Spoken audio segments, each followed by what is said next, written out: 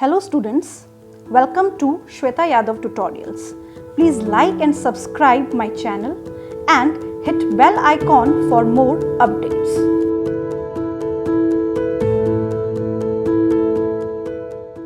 The next topic according to NCERT is the different types of excretory organs in different animals. जब हम बात करते हैं different categories of animals की, तो different categories में हमने diversity जो अपनी junior classes में पढ़ा है, उसमें क्या पढ़ा है कि एकदम से complexity नहीं आती, धीरे धीरे आती है, ग्रेजुअली आती है, समय के साथ आती है, और इसी को हम इवोल्यूशन भी बोलते हैं।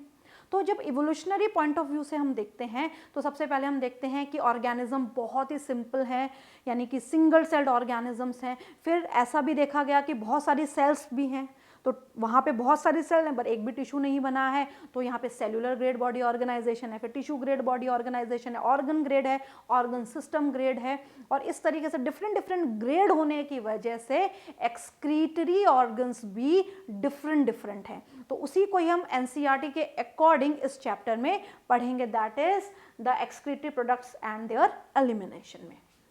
A survey of animal kingdom present a variety of excretory structure.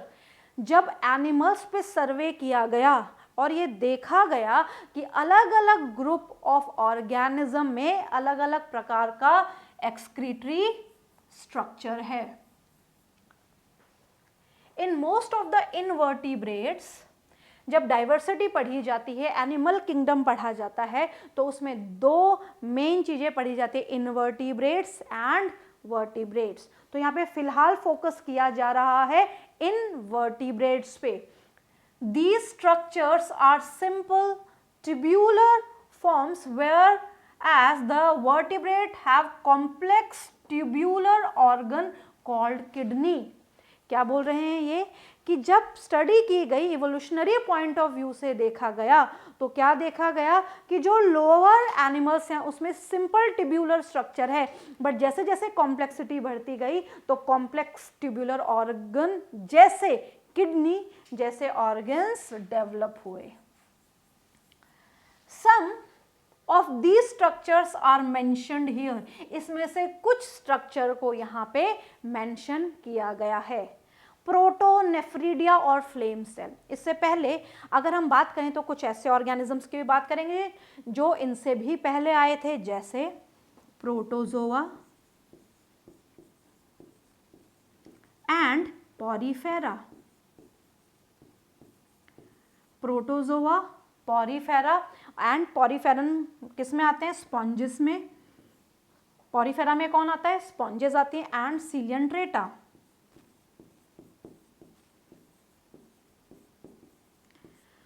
तो सबसे पहले प्रोटोजोआ, जिसमें अमीबा, पैरामीशियम, यूग्लेनिया, लेशमेनिया जैसे ऑर्गेनिजम्स आए। पॉरीफेरा में स्पॉन्जेस आई, एंड सीलियंट्रेटा में हाइड्रा, जेलीफिश जैसे ऑर्गेनिजम्स आए। तो ये सभी ऑर्गेनिजम्स कैसे हैं? यहाँ पे सेल्यूलर ग्रेड है, यहाँ पे भी सेल्यूलर ग्रेड है, यहाँ पे है tissue grade body organisation, but ये बहुत ही सिंपल ऑर्गेनिजम्स हैं।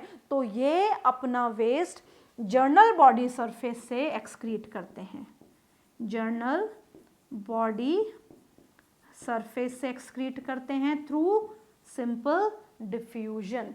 अब सीलियंट्रेट के बाद आते हैं फ्लैट वर्म्स, जिनको हम बायोलॉजिकली बोलते हैं कि ऐसे ऑर्गेनिज्म जिनको बोला जाता है प्लेटीहेल्मिन्थीज, फ्लैट वर्म्स। तो फ्लैट वर्म्स में और इनके साथ साथ कुछ और ऐसे ऑर्गेनिजम्स भी हैं जिनमें एक्सक्रीटरी ऑर्गन क्या होता है? प्रोटोनेफ्रिडिया। इस प्रोटोनेफ्रिडिया में जो सेल्स होती हैं वो फ्लिकरिंग सेल्स होती हैं, उनको बोला जाता है flame cells. Flame cells are the excretory structure in platyhelminthes flat worms. कौन कौन आते हैं इसमें? प्लेनेरिया, फेसियोला, लीवर फ्लूक, ऐसे ऑर्गेनिजम्स इनमें आते हैं। तो फ्लैट वर्म यानी कि प्लेटीहेल्मिन्थ्स एंड प्लेटीहेल्मिन्थीज में प्रोटोनेफ्रिडिया अपने आप में क्वेश्चन, या फिर प्लेटीहेल्मिन्थीज में क्या होती हैं? Flame cells for excretion.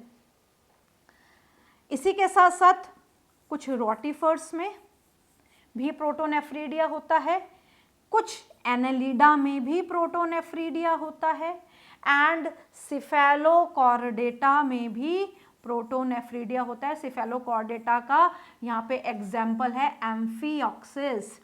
तो अगर क्वेश्चन आ जाए कि एम्फिऑक्सिस या सिफेलोकॉर्डेटा, रोटिफर्स या एनेलिडा, एनेलिडा में सभी में नहीं, सम एनेलिड्स हैव प्रोटोनेफ्रीडिया और flame cell as excretory organ. Protonephridia are primarily concerned with ionic and fluid volume regulation। ये बहुत इंपॉर्टेंट लाइन है। Ionic balance and fluid volume, fluid मतलब वाटर एंड आयन्स का रेगुलेशन करने के लिए भी प्रोटोनेफ्रीडिया हैं। तो ध्यान रखिएगा, कोई भी एक्सक्रीटरी ऑर्गन हो वो वाटर एंड इलेक्ट्रोलाइट बैलेंस यानी कि वाटर और आयंस का बैलेंस, फ्लूइड मतलब वाटर और आयंस यानी इलेक्ट्रोलाइट का बैलेंस जरूर करता है, आयनिक बैलेंस करता है। और इसी प्रोसेस को हम बोलते हैं ऑस्मो रेगुलेशन। ऑस्मो रेगुलेशन करना, ऑस्मोलैरिटी को भी मेंटेन करना, ये बहुत इंपॉर्टेंट लाइन है। ऑस्मो रेगुलेशन, ये आई गई इधर लाइन, ऑस्मो रेगुलेशन करना। Nephridia are tubular excretory. अब प्लेटीहेल्मिन्थेस के बाद आते हैं एसहेल्मिन्थेस, और एसहेल्मिन्थेस के बाद आते हैं एनालिडा। तो एनालिडा में nephridia as a excretory organ होता है, उसी की बात की जा रही है।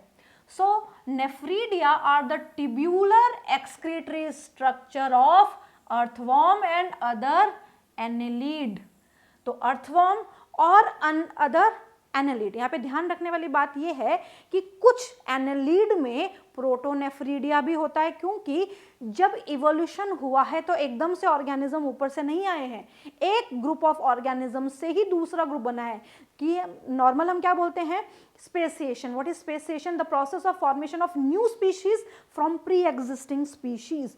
तो जब ऐसा हुआ होगा तो यहाँ पे कुछ कॉमन बातें ग्रुप ऑफ एनिमल्स में रही होंगी। तो यहाँ पे इसीलिए ऐसा बोला गया कि कुछ एनेलिड में प्रोटोनेफ्रीडिया भी होता है, सभी में नहीं। तो ज्यादातर एनेलिड में क्या होता है, ज्यादातर एनेलिड में होता है नेफ्रीडिया।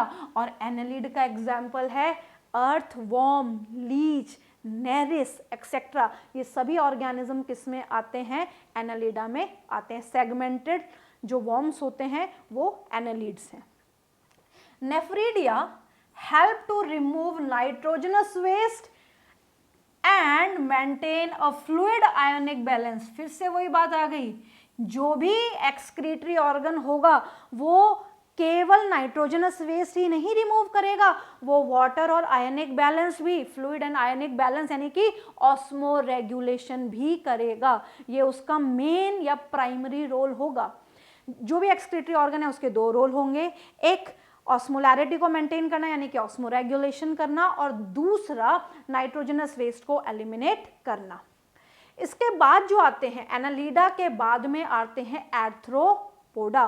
तो एर्थ्रोपोडा में मेल्फिगियन टिब्यूल्स, एर्थ्रोपोडा में क्या क्या प्रेजेंट होते हैं, malpighian tubules are the excretory structure of most of the insects.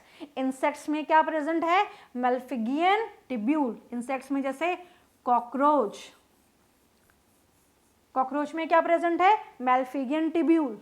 Malpighian tubule help in removal of nitrogenous waste, ये भी नाइट्रोजनस वेस्ट को रिमूव करने में मदद करती है। साथ साथ में ऑस्मो रेगुलेशन, यानी कि ऑस्मो रेगुलेशन तो हर एक्सक्रीटरी ऑर्गन करेगा ही करेगा। एंटीनल ग्लैंड्स और green glands perform the excretory function in crustacean. Crustaceans में क्या प्रेजेंट है, क्रस्टेशियन जैसे प्रॉन्स, तो प्रॉन्स में एक्सक्रीटरी ऑर्गन कौन है, एंटीनल ग्लैंड्स और ग्रीन ग्लैंड्स। तो यहाँ पे दो कैटेगरी तो आ गई, एक आई इंसेक्टा, एक आई क्रस्टेशियन, एक और होती है एरेक्निडा, एरेक्निडा जिसमें आते हैं स्पाइडर एंड स्कॉर्पियन। तो इनमें जो प्रेजेंट होते हैं वो होते हैं कॉक्सल ग्लैंड्स, कॉक्सल ग्लैंड्स।